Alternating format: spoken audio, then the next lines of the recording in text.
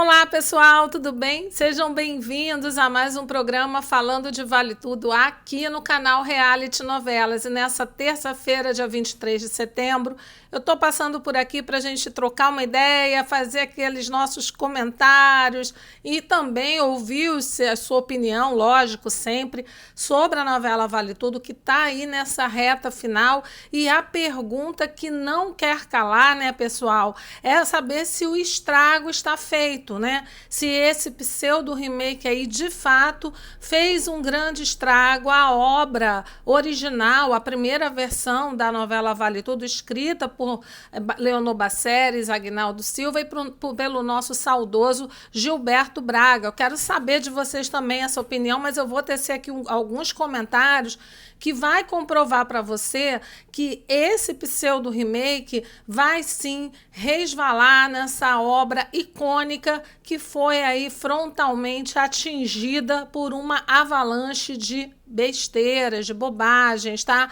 Bom, vou te contar detalhes disso já, mas olha, deixa eu te convidar, se você ainda não está inscrito aqui no canal, inscreva-se, ative as notificações, porque a gente está sempre por aqui te trazendo tudo que está rolando, que irá rolar na telinha da TV e também nos bastidores, no mundo aí das celebridades. Não esquece de deixar também o seu like, o seu hype aqui nessa publicação, se você ainda tiver hype, né? Libera aí um pra gente aqui nessa publicação, e o like, que é importantíssimo, gente. Vocês sabem o quanto que o like de vocês ajuda demais o nosso trabalho. E para quem quiser aí dar apoio ao canal, mande o seu superchat, o seu valeu demais com a sua mensagem, que no próximo vídeo a gente destaca aqui para todos os inscritos ficarem por dentro do que você está pensando, da sua opinião, sem falar que a gente também sempre destaca as opiniões mais importantes dos inscritos aqui nas publicações, vocês que sempre pontuam de forma muito pertinente e assim, só agregam valor, obviamente, ao nosso trabalho. E meu muito obrigada a todos vocês por isso, tá? Pela participação, pelos likes, pelos hypes e pelo carinho que vocês demonstram conosco aqui do canal Reality Novelas, tá, gente? Bom, agora vamos aqui direto ao ponto. Eu hoje nem vou destacar algumas postagens, como eu sempre faço em todos os vídeos, porque o assunto aqui é um pouquinho extenso, tá? E um pouquinho polêmico. Eu lancei no início desse vídeo a seguinte indagação: esse pseudo remake da novela Vale Tudo vai ali resvalar, vai repercutir negativamente na primeira versão, na versão original de 1988? Bem, gente, muita gente que eu considero bastante, lógico que a gente aqui no canal, todo mundo respeita muito a opinião um do outro, há quem concorde, há quem discorde, e muita gente já se posicionou até sobre isso, dizendo que esse pseudo remake não afeta em nada a obra original, porque, na verdade, a obra original está disponível aí no streaming, né, na Globoplay, para quem quiser assistir, está lá intacta, para quem quiser ver, vai ver aquela grande obra-prima ali, aquele ícone da nossa teledramaturgia brasileira, está lá intacto. Para outros, afeta e afeta muito. E eu me filio à corrente que acha que esse pseudo-remake resvala, sim, na obra-prima escrita por Aguinaldo Silva, Gilberto Braga e Leonor Baceres. E por quê, Tamara? Explica pra gente. Por que você pensa assim? Bom, gente, porque assim, ainda que a gente diga que a obra original está intacta para quem quiser assistir, a verdade é que aquilo que é mais recente geralmente é o que fica mais fixado na mente das pessoas, tá? E, infelizmente, isso é uma questão não só a título de novela, a título de tudo. Se é mais recente, é mais lembrado, não é assim? Não à toa, tá? Que todo mundo, daqui a algum tempo, não só agora, mas daqui a algum tempo, daqui a alguns anos, quando se falar em Vale Tudo, a nível assim geral, muita gente nem vai lembrar da Vale Tudo de 1988, exceto os grandes amantes, né, de novelas, pessoas que acompanham, que gostam aí de clássicos. Esses vão lembrar e vão até comentar. Mas o restante das pessoas que não se ligam muito nisso, né, vão simplesmente lembrar desse pseudo remake, tá? Então, resvala sim, atinge sim a novela original, tá? Isso sem falar, eu falo isso por quê? Porque, sob o ponto de vista da perspectiva de memória coletiva, o fato é que esse pseudo-remake vai ser lembrado e lembrado de uma forma, obviamente, eu acho que de forma geral, negativamente sobre a novela Vale Tudo, tá?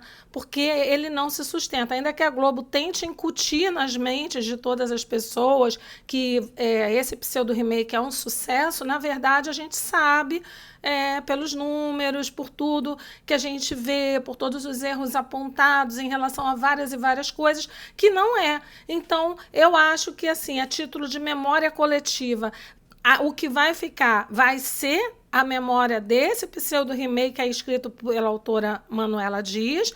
E aí sim eu acho que colide e acaba resvalando, tá? Atingindo a imagem da verdadeira novela Vale Tudo, que deveria não ter sido atacada de forma alguma, porque não à toa é considerada pela própria emissora, pela própria Rede Globo, como o protótipo de novela ali, como a novela das novelas. A própria Rede Globo considera Vale Tudo, de 1988, a novela das novelas, e por isso foi escolhida para se fazer aí uma repaginada, um remake, entre aspas, para homenagear os 60 anos da emissora, né? Não é à toa que foi escolhida dessa forma. Bom, esse pseudo-remake de 2025 vai ser aí uma sombra infeliz, né, da lembrança de Vale Tudo, sem falar que, de maneira geral, as pessoas vão sempre lembrar desse pseudo-remake como uma novela de textos rasos, narrativa rasa, sem emoção alguma, sem conexão com o telespectador, uma novela fora do tom, onde as atuações de forma majoritária, claro que existem exceções, gente, mas de forma majoritária as atuações foram inconsistentes e isso é um fato. Muita atuação que deixou a desejar, inclusive da protagonista Bela Campos, e a gente segura essa informação que a gente vai falar mais um pouquinho da Bela mais adiante, tá? Então é difícil a gente imaginar, tá, que Vale Tudo, que era ali o protótipo da novela bem feita, né? A Vale Tudo, escrita por Gilberto Braga em 1988, em parceria com Agnaldo Silva e Leonor Basseres. Era o protótipo de novela bem feita, vai ser agora considerada como uma obra rasa e inconsistente, né? E isso é fato. Por quê? Porque as pessoas vão lembrar da atual. Continuando ainda, né, dessas várias falhas e, enfim, fatos que vêm subsidiar esse entendimento, é muito importante a gente dizer que quem está gostando desse pseudo-remake geralmente são pessoas que não viram a primeira versão, tá? E aí estão vendo essa segunda versão. Tem pessoas que assistem essa segunda versão, na verdade, não é nem na forma do que os noveleiros raiz aí fazem, né? Que é assistir ali sentadinho, se preparar para ver a novela e tal, ainda que seja no streaming. Não, são pessoas que às vezes acompanham pelas redes sociais, naqueles vídeos curtos, nos shorts, né? Vídeos de 60 minutos. Aí vem ali um destaque para uma cena principal e aí acham que, poxa, tá legal, a narrativa tá boa, mas não veem a novela em si. Querem opinar, querem dizer que tá boa, mas não veem a novela em si. Não estou generalizando. Óbvio que existem exceções e existem pessoas que acompanham a novela ali ligadaço na TV e tá gostando dessa Vale Tudo aí. Até porque, por mais que a narrativa seja rasa, por mais que a narrativa esteja completamente deturpada da obra original, ainda assim alguns ganchos essa autora desse pseudo-remake utilizou, são ganchos que geram pontos altos de audiência, tanto é que nessa fase final teve alguns momentos, algumas semanas, que 3 dias ali tinham audiências melhores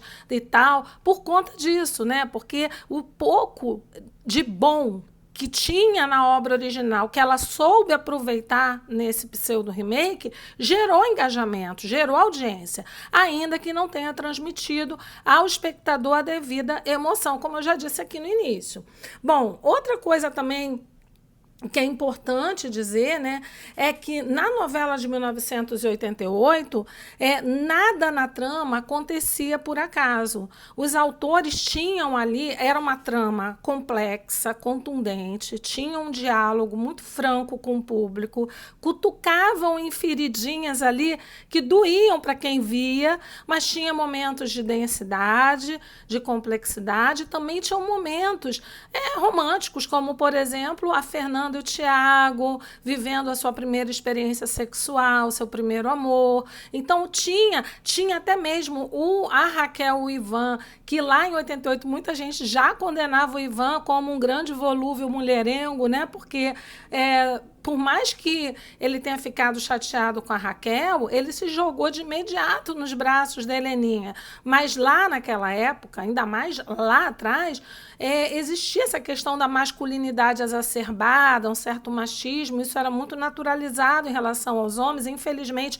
ainda hoje muita gente vê isso com naturalidade, mas assim, de toda forma, o amor do Ivan pela Raquel foi narrado pelos autores da novela de 1988 como um amor sólido, um amor que resistiu a todas as intempéries, e que eles foram, de fato, vítima ali das armações da filha desnaturada da Raquel, ambiciosa ao extremo, que passava a mãe para trás a todo momento, e da Dona Odete Roitman, que se julgava ali Deus na Terra, e que a vontade dela é que teria que prevalecer.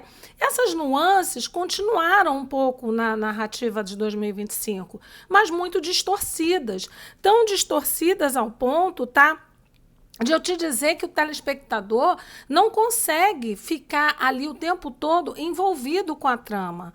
Na trama de 1988, quando um capítulo ia ao ar, as pessoas paravam para assistir, as pessoas não conseguiam se dispersar, não dispersavam a atenção, elas ficavam focadas, porque realmente as cenas tinham narrativas ali entrelaçadas e interessantes, que prendiam a atenção do público, diferentemente dessa narrativa de 2025, desse pseudo-remake, que o público olha, depois já está olhando ali o celular, ou já está querendo conversar com outra pessoa, ou já está querendo até trocar de canal, porque já está enjoado, muita gente está falando isso. Ai, tem cena que é repetitiva, quando toca música tal, não aguento. Então, assim, realmente é uma novela que não consegue prender a atenção do telespectador, ainda que a era seja outra, o mundo seja outro, seja mais dinâmico, seja mais ágil, mas é difícil defender essa narrativa rasa, com diálogos rasos, com atuações bastante inconsistentes, não somente por culpa dos atores e das atrizes, eu acho que principalmente pela forma como a história está sendo contada, com inserções de narrativas, nada a ver, temas aleatórios, muitos deles, né? Um deles aí totalmente irrelevante para a trama, como a questão do bebê reborn, né? E aí ela inseriu também temas aleatórios na trama só para dizer que está contando alguma coisa, que está trazendo alguma discussão, que na verdade se sustenta por 2, 3 capítulos e desaparece com a mesma rapidez que surgiu, como foi o caso do tráfico de animais, do vício em apostas, do burnout do Renato, e de tantas outras situações. Agora tem a leucemia do Afonso, que está durando um pouco mais, mas que nós já destacamos aqui no programa também ao longo de todo esse tempo, que é uma narrativa rasa, porque lá no início a Solange perguntou para o doutor, e os bebês não podem ajudar de alguma forma o Afonso? Ele disse que não. Ele queria dizer que não, porque não poderia ser os bebês doadores. Ok, mas e o cordão umbilical, que é logo o primeiro fator a ser analisado diante da medicina, pelo menos é o que muita gente que escreve sobre isso contestou quando viu a fala do médico para Solange, quando ela perguntou, e os bebês não poderiam ajudar de alguma forma o pai? E aí o médico descartou de cara, nem sequer tocou no assunto do cordão umbilical. Então, quer dizer, além dela abordar de forma rasa, de forma completamente distorcida, os temas que ela insere, a autora Manuela Dias, ela coloca temas irrelevantes. Bebê Reborn e Morango do Amor foram temas irrelevantes que dataram a novela e que não tinham nenhum diálogo com a trama, era mesmo encheção de linguiça, como dizem no popular, e E essas outras pautas, esses outros temas, tráfico de animais, vício em apostas, burnout, leucemia, ela colocou dentro de contextos completamente aleatórios, que não se sustentam dentro da trama, porque é preciso falar de situações relevantes? Mas é preciso desenvolver um diálogo com o espectador para que crie uma conexão, para que a pessoa entenda o desenvolvimento da história. Essa leucemia do Afonso, que era algo que o público não queria, é justamente o que a autora Manuela Dias está fazendo render. Parece que a autora da novela, do remake, e a própria cúpula da Rede Globo vira, de fato, as costas para o público, vira as costas para a audiência, não está nem preocupada nem um pouco com nada, cria uma imagem de uma novela, um pseudo-remake de sucesso, e é isso que vai fazer enfiar a goela abaixo do público, entendeu? Porque, assim, eu não entendo. Parte do público está dizendo que não quer que essa vilã, Odete Roitman, morra. Eu, particularmente, não entendo como que as pessoas podem querer que Odete Roitman não morra. Mas entendo quando as pessoas dizem assim, não, a gente não quer que ela morra, mas quer que ela vá presa, ou quer que ela fique pobre. Então, pelo menos, o público está tendo ali o discernimento de que a Odete é ruim, sim. Ela é malvada, sim. Porque como estavam colocando lá no início, nas redes sociais, parecia que a Odete era um ícone, que a Odete é que era o referencial da novela e que a Odete não podia morrer porque a Odete era maravilhosa. Agora não, as pessoas estão colocando de uma forma mais explicativa, Não pode morrer, talvez porque no dia a dia nem todo vilão morra, Muito pelo contrário, tem muito vilão que se dá bem de fato. Mas, gente, a novela tem que traduzir um pouco também da energia do povo, do pensamento positivo, de que as coisas podem mudar, podem caminhar. A novela lá de 1988, inclusive, mostrou o Ivan pagando pelo crime dele, pelo suborno que ele fez, e que ele foi ali totalmente ludibriado pelo Odete Roitman para deixá-lo nas mãos da megera, entendeu? E aí a Raquel lutou, até a própria Maria de Fátima ajudou a mãe na reta final, elas tinham protagonismo, Raquel e Maria de Fátima, Ivan, tinham protagonismo na reta final da novela junto com a Odete Roitman.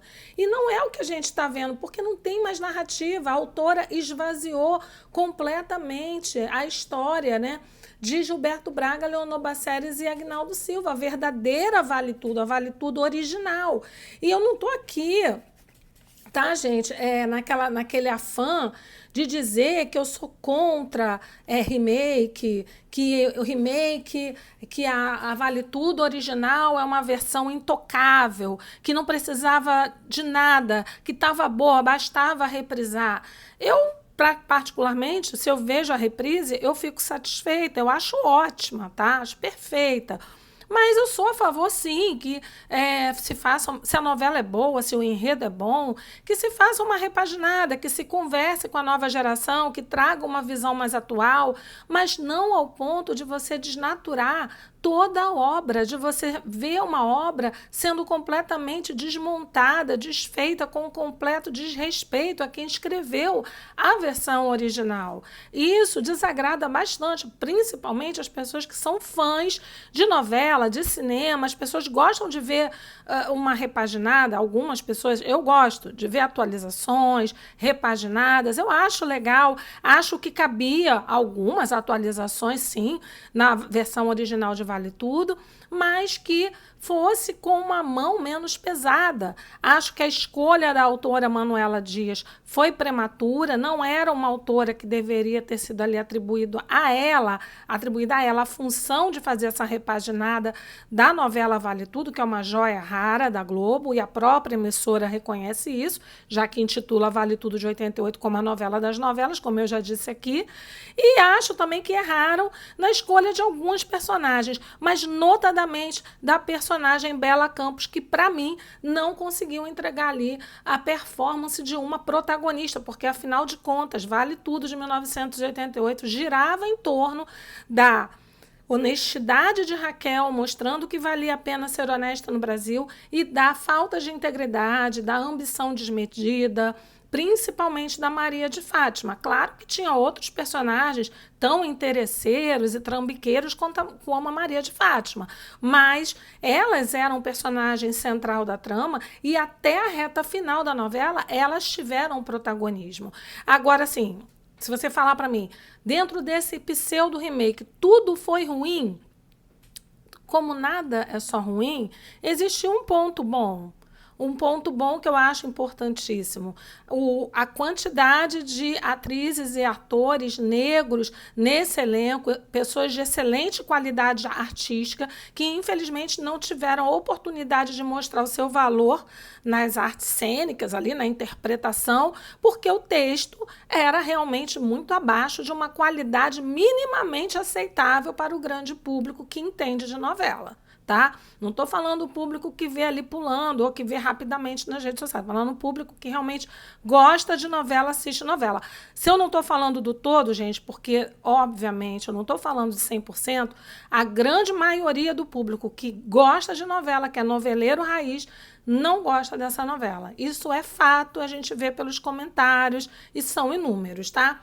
Bom, também, agora, esse aspecto dos artistas negros na trama, eu achei um grande avanço. Isso não só nesse pseudo-remake de Vale Tudo, como um todo, a Globo tem inserido essa mentalidade. Acho que é necessária, realmente. O povo brasileiro precisa se identificar na telinha da TV também, no cinema brasileiro, porque, afinal de contas, né, gente, se a gente assiste os grandes clássicos que a gente ama e que foram também obras icônicas, aí, vamos falar a nível de novela, foram icônicas, mas a gente via que a maioria do elenco era só formado por pessoas brancas, não tinha muito espaço para atores e atrizes negros. Então, eu acho que nesse aspecto houve um avanço em Vale Tudo, mas não apenas nesse pseudo-remake de Vale Tudo, como também em outras obras. Não à toa, na novela das 7, a protagonista também é uma mulher negra, né? Então, isso aí é uma coisa que mudou para melhor dentro da emissora. Mas acho que muita coisa dentro da Rede Globo mudou para pior.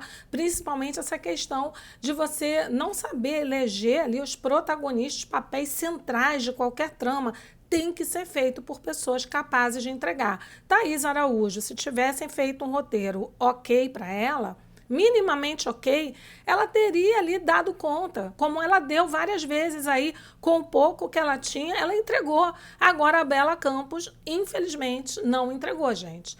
Não entregou.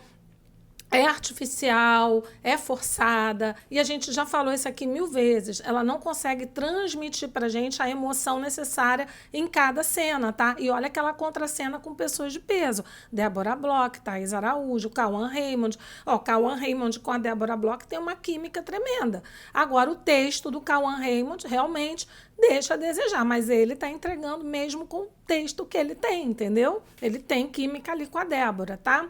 Bom, então esses assuntos desconectados que foram inseridos na trama, essas atuações inconsistentes, isso realmente acaba não rendendo grandes momentos, né? E acaba que tudo que é abordado é rapidamente solucionado, com tanta rapidez ao ponto de nós chegarmos à reta final e não termos nem muito o que falar, a não ser esse bang-bang aí, essa luta de gato e rato entre Marco Aurélio e a Odete Roitman, que é o que tem nessa fase final de emoção ou de suspense, a morte de Odete, que a gente até acredita que nem vai morrer, né? O público não quer que morra. Eu acredito que ela não vai morrer, acredito que ela vai forjar a própria morte e vai sair se dando bem, mandando banana para o Brasil, que é o que já tinha sido anunciado antes, que era um dos finais. Eu ainda acredito que esse final pode vir à tona, mas o que está sendo divulgado na grande imprensa, tá, em todos os sites, é que a morte de Odete está mantida sim, que ela vai morrer e vão ter que achar um suspeito ali entre Heleninha, Celina, Marco Aurélio, Maria de Fátima, que depois vai ser descartada, porque o público não quer um final triste para Maria de Fátima, mas eu já li antecipadamente na coluna do André Romano, que Maria de Fátima vai trabalhar vendendo pão atrás do balcão de uma padaria. Nada contra, é uma função digna, mas lembrando que Maria de Fátima de Glória Pires, como ela tinha acumulado muito conhecimento sobre artes, sobre etiqueta com a Odete Reutemann, quando ela se casou com Afonso, no momento que ela caiu, ela conseguiu ali ser inserida para ser vendedora, não é de qualquer lugar não, gente, vendedora de uma galeria de arte, tá? Então, a Maria de Fátima de Glória Pires caiu, foi ali abraçada pela mãe, ajudada pela Raquel, que estava rica, mas foi trabalhar como vendedora em uma galeria de arte. Maria de Fátima de Bela Campos, que é influencer, né, vai trabalhar. Diz ali na coluna de André Romano que eu li, eu não tenho certeza se foi na coluna do André Romano ou do Notícias da TV, porque ambos estão divulgando bastante, tá, gente? Mas foi dito que Maria de Fátima vai trabalhar atrás do balcão de uma padaria, tá? Isso é o que vem falando por aí, tá? Bom, além disso, né, dessas ratadas que a gente vê sendo dada na trama, né? A autora perdeu essas duas figuras principais e transformou a Maria de Fátima em influencer como símbolo desse pseudo-remake, isso mesmo. Embora a atriz Bela Campos, né, incorporando essa Maria de Fátima influencer, que virou símbolo desse pseudo-remake, né? Olha para vocês verem a que ponto chegamos. A Maria de Fátima influencer é o símbolo desse pseudo-remake da assinatura aí da autora. Esqueci até o nome dessa mulher, meu Deus, que toda hora eu falo o nome dela, gente. Enfim, dessa autora aí desse pseudo-remake, ela, Manuela Dias. Manuela Dias botou Maria de Fátima influencer como símbolo desse pseudo-remake. E ela é o símbolo porque ela conquistou parte do público de onde? Das redes sociais. Né, que eu acredito que não seja quem de fato, a grande maioria que assista a novela, de fato, na forma que o noveleiro assiste. Não estou querendo julgar de maneira alguma, gente. Não se sintam atingidos se vocês não se enquadrarem nessa classificação. Nenhuma unanimidade é 100% verdadeira. Eu não estou falando aqui em unanimidade, estou falando em um percentual grande de pessoas que veem a novela pelas redes sociais. O fato é esse, tá? E aí Maria de Fátima influencer foi considerada ali o símbolo desse pseudo-remake. Por quê? Porque acharam, né, o pessoal das redes sociais acharam que ela é engraçada e que ela é carismática. Ponto. Por isso ela é o símbolo desse pseudo-remake. Agora, paralelamente a isso, a Maria de Fátima influencer desse pseudo-remake de 2025, escrito por Manuela Dias, em nada se assemelha à malvada Maria de Fátima de 1988, interpretada por Glória Pires, que era uma pessoa, muitas vezes sem coração, queria dizer que amava a mãe, que gostava do César, mas na verdade ela gostava dela, da boa vida e do dinheiro. O dinheiro estava acima das relações humanas.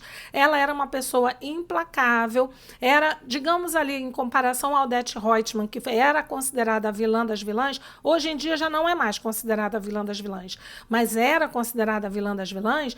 A Fátima seria ali uma vilã em formação, seguindo os passos da Odete Reutemann, tá? Então, essa Fátima que a gente vê hoje é uma menina tola, uma menina completamente desnorteada, sem objetivos concretos, fica atirando para todo lado, ora comprando brigas desnecessárias, se desgastando desnecessariamente com briga com Celina, botando Olavo no meio daquela narrativa para se vingar de Celina. Maria de Fátima, de 1988, jamais gastaria sua própria energia, o seu tempo, o seu dinheiro e o seu valiosíssimo tempo que ela usava para tramar, para fazer qualquer coisa a favor de outra pessoa que não fosse valendo grana no meio, ou ascensão social. O Olavinho não poderia proporcionar agora, e não pode proporcionar nada disso a Maria de Fátima, ele que já está sendo chutado, né? Então, assim, para mim, essa Maria de Fátima, além de tola, sem objetivos concretos, sem direção, uma menina desnorteada, é também uma menina volúvel, ingênua e sem nenhuma pegada, sem nenhuma força de vilã que era necessário ter para poder viver a verdadeira Maria de Fátima Scioli. Essa é a minha opinião. Quero saber a sua. Não esqueça de deixar seu comentário logo abaixo desse vídeo aqui, porque a sua opinião é sempre muito importante aqui no canal Reality Novelas, tá? Aproveita para falar sobre tudo aqui que a gente está comentando. Vocês sabem que eu gosto de saber, né? Da gente trocar nossa bolinha aqui. Bom, e por fim, né, gente? A gente vale lembrar que é óbvio que a Globo vai querer sempre vender a imagem que esse pseudo remake é um sucesso, é aclamado, conquistou o público. É óbvio que a Globo vai fazer isso, porque a quantidade de merchandising, de publicidade dentro dessa novela é uma coisa absurda.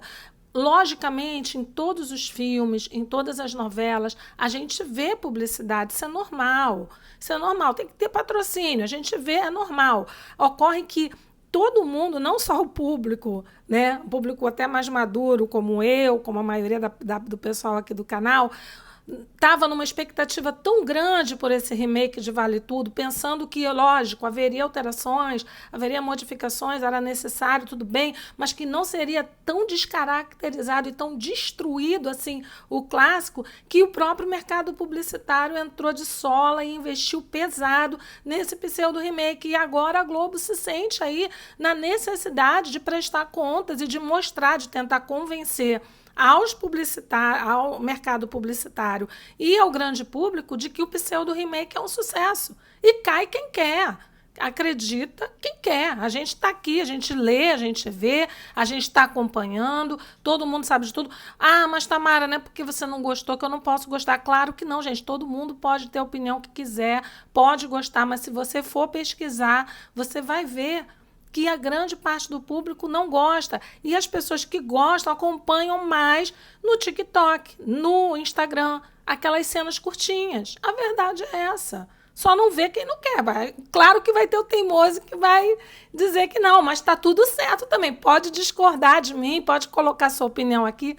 Tá valendo, tá? Porque, afinal de contas, discordar também é o momento da gente descontrair, né? Todo mundo, a gente aqui fala, às vezes vocês concordam, às vezes discordam, e tá tudo certo. Respeito a opinião de vocês também, tá? Bom, por fim, né? Só para arrematar, na minha opinião, na minha humilde opinião, e eu quero ouvir a sua, esse pseudo remake de Vale Tudo é tão ruim, é tão insustentável, que é um tipo de obra que não pode ser classificada como remake, como a gente já falou aqui várias vezes, e seja lá qual for a categoria de obra que a gente queira enquadrar esse pseudo remake de Vale Tudo, vai ser sempre uma obra ruim. Uma obra ruim em todos os sentidos, rasa, como já falei, inconsistente em todos os sentidos, uma direção falha, muitas vezes apontadas, várias falhas da direção, falhas num roteiro, um roteiro que não se sustenta, um roteiro ruim. Então é uma obra no todo ruim.